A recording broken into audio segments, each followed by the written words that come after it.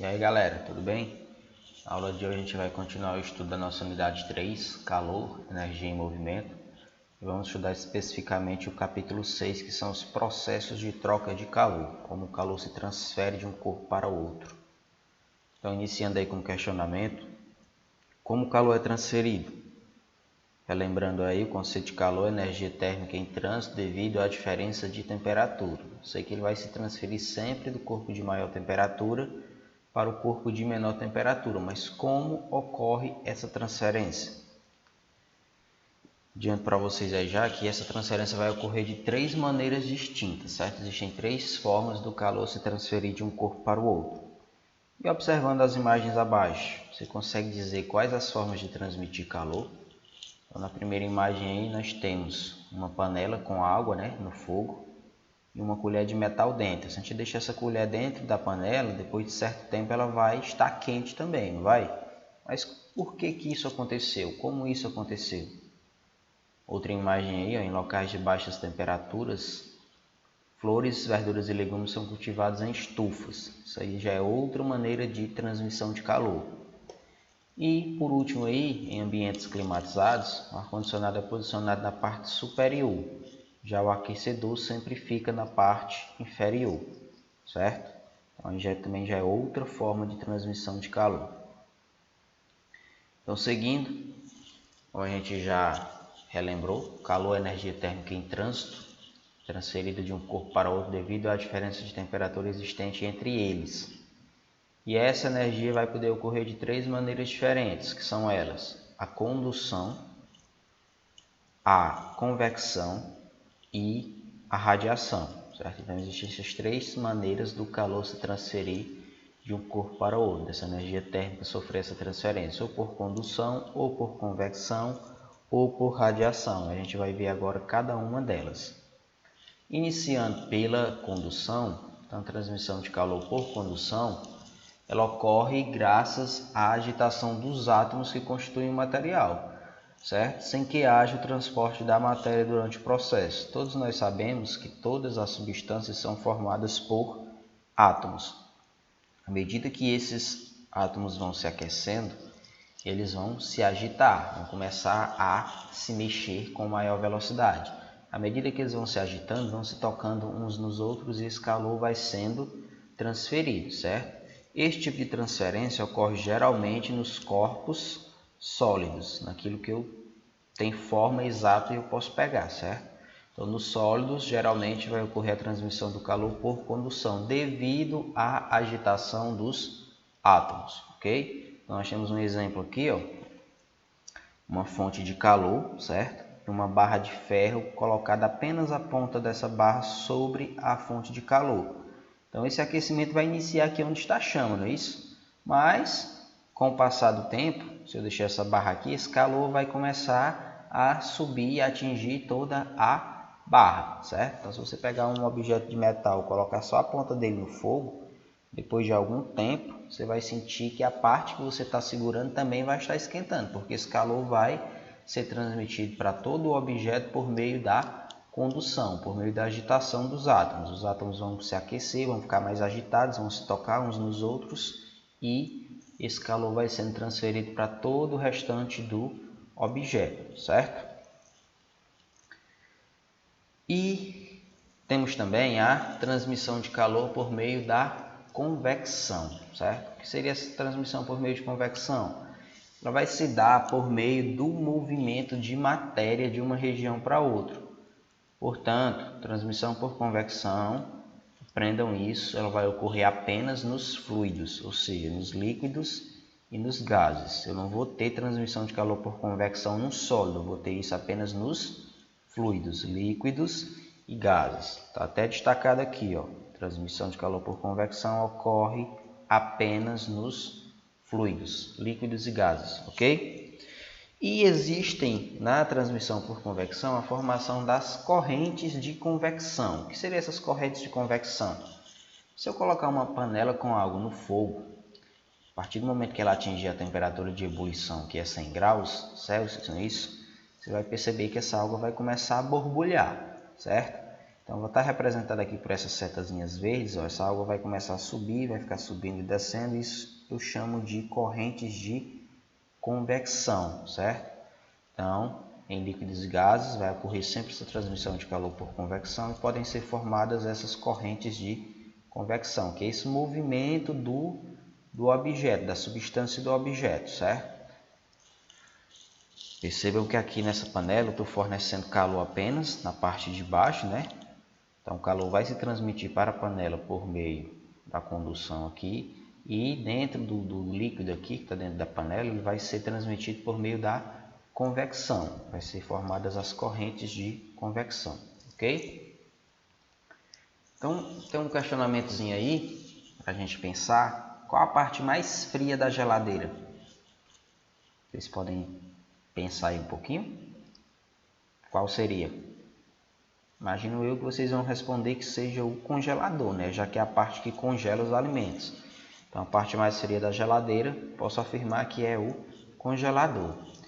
E aí tem outro questionamento. Por que o congelador, que é a parte mais fria das geladeiras de uma porta, ficam na parte superior? Isso aqui é importante a gente frisar. São geladeiras de uma...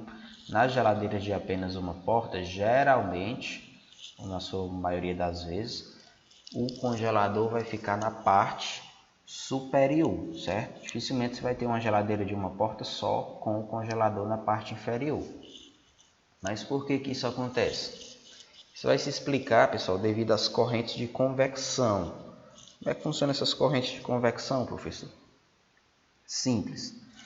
O ar mais frio vai estar onde? No congelador, né? Que é a parte mais fria. Esse ar mais frio vai ficar mais pesado, mais denso. Se ele vai ficar mais pesado, ele vai fazer o que? Ele vai descer. E o ar que está aqui embaixo, na parte que é mais quente, ele vai estar mais leve. Então, ele vai tender a subir por estar mais leve. Então, isso vai estar formando as correntes de convecção. Ó, o que eu tenho? Tenho o ar frio aqui em cima e o ar quente aqui embaixo. Como esse ar frio está mais pesado, ele vai descer e esse ar quente ele vai subir. Então, isso aqui vai ser a minha corrente de convecção. O ar frio vai ficar descendo, o ar quente vai ficar subindo, sendo resfriado, descendo novamente. Tá vendo? Invertem-se os papéis aqui. Então, por isso que o congelador tem que ficar na parte de cima, porque esse ar mais quente que está na parte de baixo vai estar mais leve, então ele vai subir, ser resfriado, descer novamente, subir novamente, formando essas correntes de convecção, ok? Então tem aí outro cardzinho aí, dizendo pare e pense. Geladeira horizontal do supermercado utilizada para expor alimento refrigerado ou congelado. E aí tem uma perguntazinha, por que as geladeiras expositoras de supermercado podem permanecer abertas? A resposta é simples para isso aí, a porta dela vai estar na parte superior, não é isso? Se o ar que está dentro dessas geladeiras é mais frio que o ar que está fora, ele já é mais pesado, então ele não vai subir, ele não vai escapar porque o ar que está sobre a parte de cima é mais quente, é mais leve, e ele é que tem a tendência de subir. Então esse ar que está dentro da minha geladeira vai permanecer circulando apenas aí dentro porque ele está mais denso, mais pesado que o ar que está fora, ok? Ainda falando sobre a transmissão de calor por convecção, nós vamos falar agora sobre o fenômeno da inversão térmica. O que seria essa inversão térmica? Isso acontece geralmente nas cidades grandes. O que acontece num dia bem quente na cidade grande? Tem uma camada de ar bem quente aqui sobre a cidade, tem outra camada de ar frio, certo? Esse ar vai estar subindo. E lá em cima eu vou ter uma camada de ar mais frio ainda, então dá para perceber que o dia aqui está bem claro, né?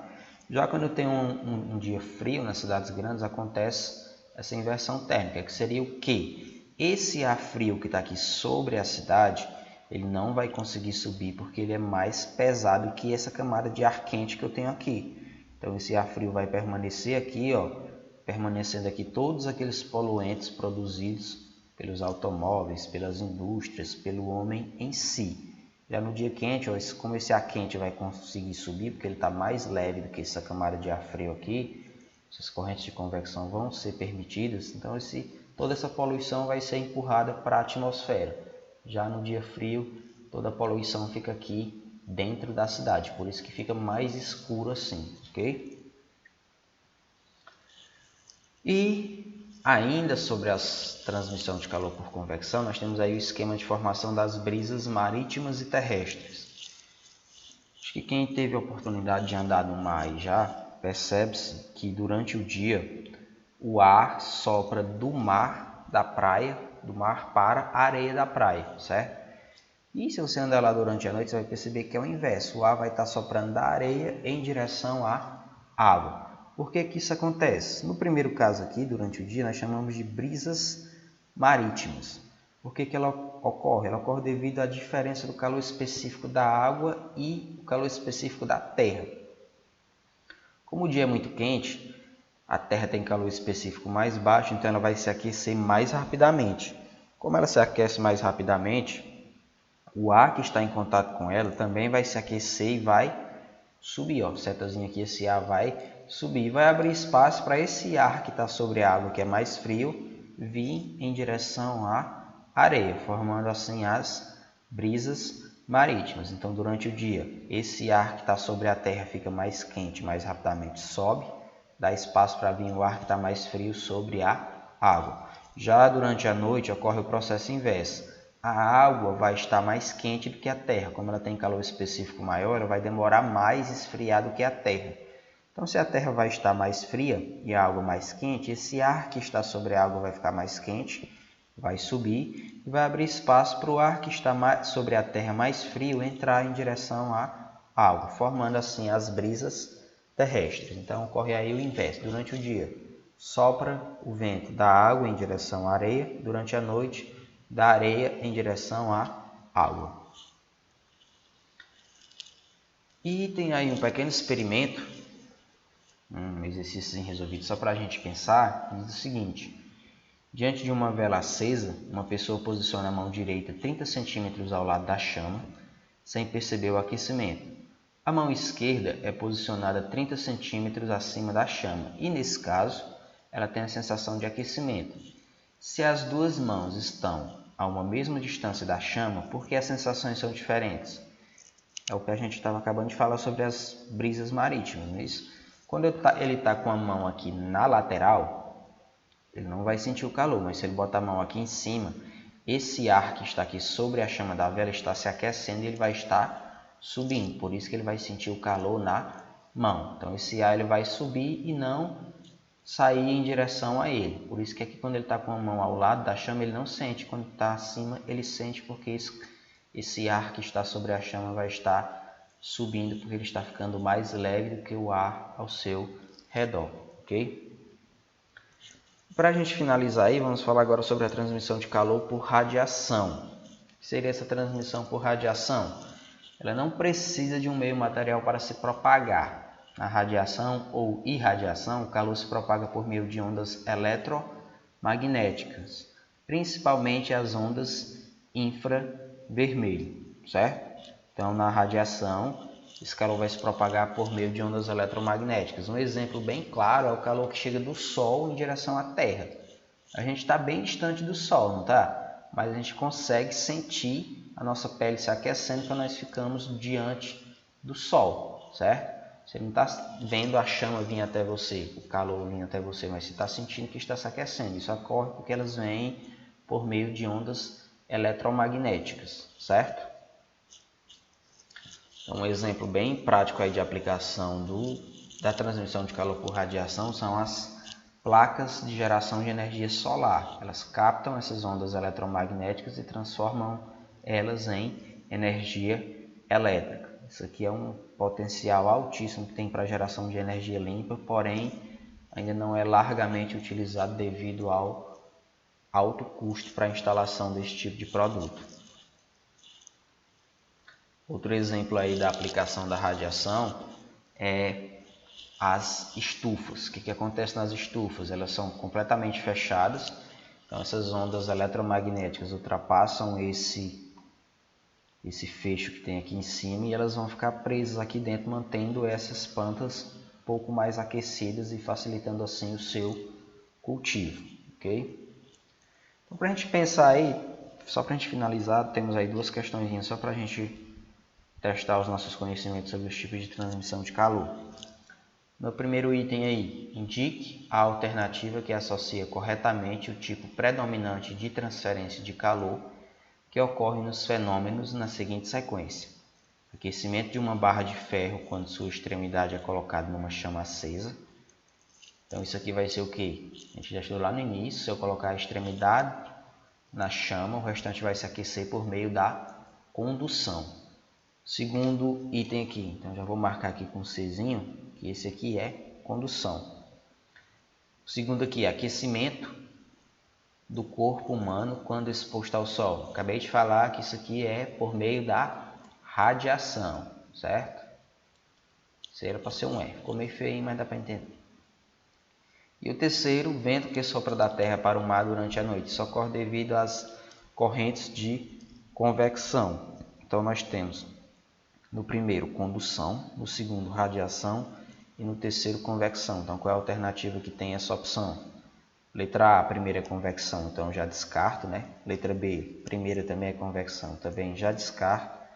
A C, nós temos condução, mas o segundo está dizendo aqui que é convecção, mas no caso é radiação, então descarto a C também. Letra D, eu tenho condução, radiação e convecção. Então a alternativa correta aí seria a letra D. A barra de ferro com a extremidade na chama se aquece por condução. O corpo humano exposto ao sol se aquece por meio da radiação. E o vento que sopra da terra para o mar durante a noite ocorre por meio da convecção.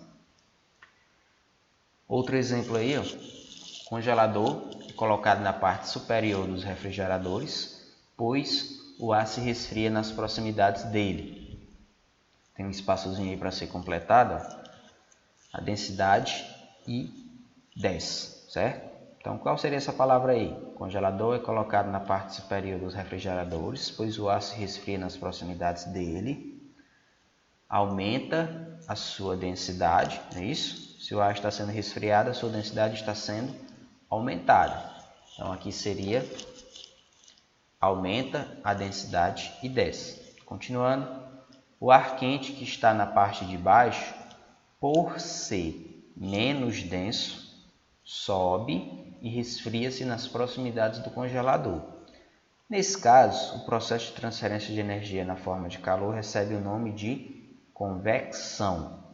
Assinale a alternativa que preenche corretamente as lacunas. Então, na primeira lacuna é aumenta, não é isso? Então, pode ser letra A, letra B, letra C ou letra D, não é isso? A segunda, por ser menos denso, não é isso? Qual é que tem menos denso? Na letra A é mais denso, então descarta A. Na C nós temos menos denso e na E nós temos também menos denso. Então eu estou aí entre C e E. Mas o último parêntese, última lacunazinha aqui tem que ser preenchida com convecção. Então a única que tem convecção é a letra E. Então a alternativa correta aí seria a letra E. Aqui o A aumenta a densidade e desce, que por ser menos denso sobe e resfria-se. E para finalizar, este tipo de transferência de energia em forma de calor recebe o nome de convecção, ok? Então era isso, pessoal. Espero que tenha dado para compreender o assunto e até a próxima aula.